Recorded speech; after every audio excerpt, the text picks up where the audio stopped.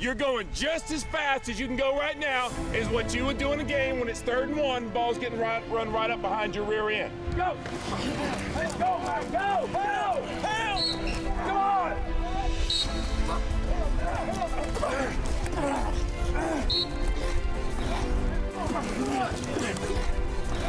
Come on! Get on the inside!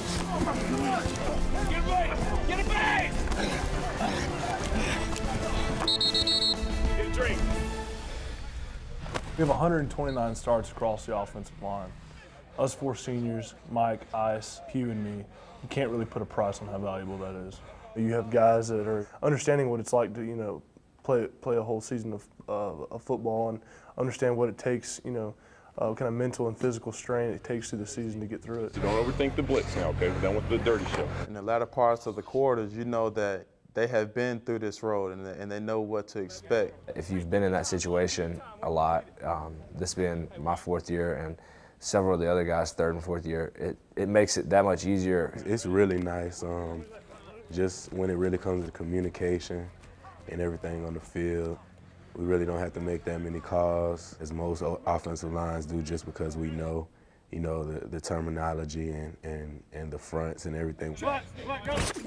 It's a bond up front that most positions don't have because all 5 people have to be on the same page to be successful each play. And it's something that has become kind of second nature to us. We already know how one another going to react to something, and that's really what it comes down to is reaction and relying on each other. Experience is a huge factor in offensive line play.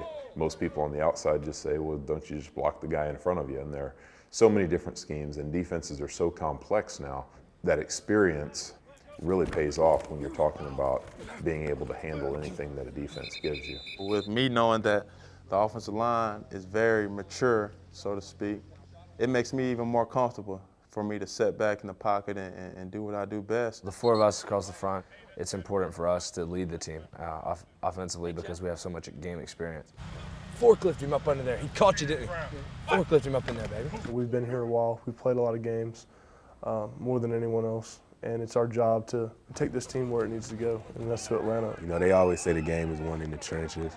So, I feel that it goes for both sides of the ball, the offensive and the defensive line. But for us, Coach Grimes always says, we go out there and work hard. The little guys will follow us and follow in our steps.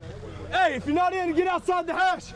If people can see us doing it, then it's easier for them to just say, man, those guys, they're busting their butt up front and they're not getting any glory for it, but they love the game, and if they play like that, why can't we do that? I just think all of them are in the position now where they've been through the battles enough that they'll know what to expect.